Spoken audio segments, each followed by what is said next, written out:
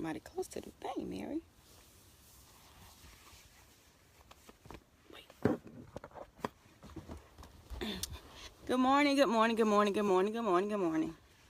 Okay, this is Evangelist Mary Foot here. I look like a squirrel with my hair like this. Anyway, I just got on here to do a quick video before I go to work.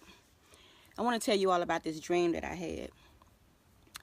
I had a dream that I was in church. I was like at a church program or something, but it was at somebody else's church. And the lady got up to preach, and all of a sudden she said, "Everybody, let's go outside. We're going to preach outside." And I was sitting on the back pew like, why you taking people outside to preach? And we could stay inside the church. And so the preacher said, "Well, everybody get up and go outside." So people started getting up, going out. And then I noticed that in the church that after everybody had left out, the preacher started cleaning up. It was beer bottle, whiskey bottles, all that was behind the pews. And so, like I said, the preacher was cleaning up. And so I said, "Pastor," I said, "You know what? A lot of people always say, you know, if you sin, you can ask God for forgiveness and you'll still go to heaven." And so the preacher said, "Well, this is exactly what the word says." And the preacher represents the word, which represents the mouthpiece of God. He said that if you ask God for forgiveness, he will forgive you. But if you ask God to forgive you, but you still stay in that place, there you can't be forgiven for your sin. And so I got up, I woke up and I asked God, to explain more to me about the dream, what the dream meant. And God was saying the preacher represent the word. He said when he told people to go outside, he meant that he was cleaning up the church.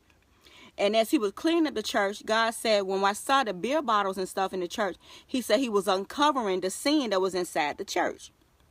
And he said the preacher represent his word. God said that we can ask for forgiveness, but the sin that's hidden in our heart, he said he's going to uncover that sin. He said, our mouth can say whatever. Our presence in the church can say whatever. He said, but if our lifestyle is not lined up with what his word says, then we're not going to make it in. And so I continued to get ready for work. And God's still speaking. And then God showed me a vision of people walking down the road. He said, like the narrow road and the wide road. He said that the narrow gate, a lot of people don't go that way. But the wide gate, people go that way. Now, he said, nobody knows the day or the hour of his return. None of us know the day or the hour of our death. We don't know. And he said, but if you're on that road, walking that road towards the wide gate, he said, when it's your time to go, if you are walking that way, when he pluck you off on that road, you're going to continue to go that wide way. That means you're going to go to hell. He said, but if you on the road walking towards the narrow gate, he said, if you walking towards the narrow gate, because that means that when you walking towards the narrow gate, you're going to be bloody, you're going to be beat up, all kind of stuff going to be on you because you're trying to walk away from your sin. Now, God was also showing me that when you walking towards the narrow gate, the enemy going to fight you. He's going to do everything he can to try to stop you from going that way. He said, but if you just continue to just walk that way, that when it's your time, you might even make it to the gate. But when it's your time and I see you going that narrow way, he said, you're going to make it into heaven. But if you're going that way, he said, I can't go against your will. He said his will going to be done in our lives if we allow it. But if we will to walk the wide gate is the way to destruction. If you could choose to walk the way, that's fine. And I thought that was just so amazing to me. God will speak. We just got to listen. We got to stop listening to this saying that God knows my heart. I'm trying to do right. That don't work. God knows your heart. You trying to do right. Go this way. Whatever it take, go this way. If you're shacking with somebody, get off that wide gate because you're going to be in that wide gate. That's the wide gate. You walking that way. If you truly, truly love that person, you want to serve God, say, hey, babe, look, this is what we're going to do. If we date now, which is December, and we plan to get married in March, baby, look, we're going to move out the same house together. We're going to stop this sex, and we're going to wait till March before we decide to have sex again. But if you just cannot wait, go ahead and get married and have your wedding in March.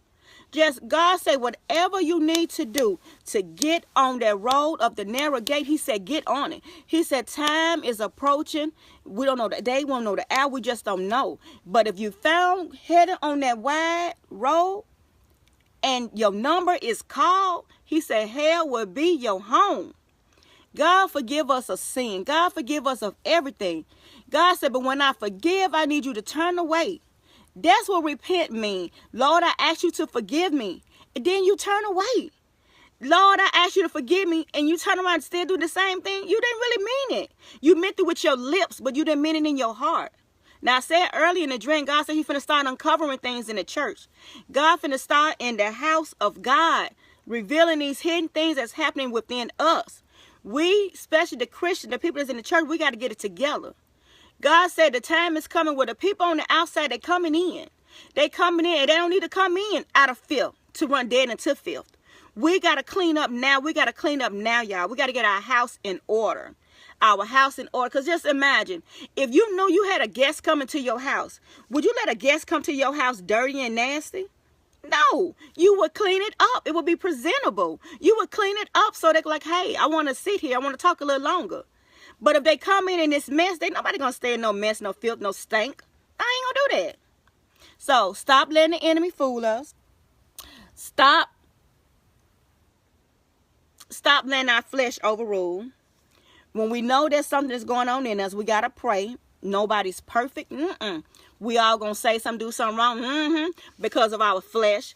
But one thing about it, if we ask for forgiveness, and we hurry up and wake up from the thing that we know we're doing wrong, God said, I will forgive you, and he will heal our land, which means he will heal us, and he will put us on the right road. So I pray I said something that was beneficial to somebody, that was helpful to somebody. And just know, I strive every day, but I ain't going that way. I'm walking this way, and I'm walking this way with scratches, burns, knives, everything happening to me, but I'm going to continue to go that way, no matter what it takes. So I love you guys, so we can live on the glory together. Y'all have a great day. Love you guys. Bye.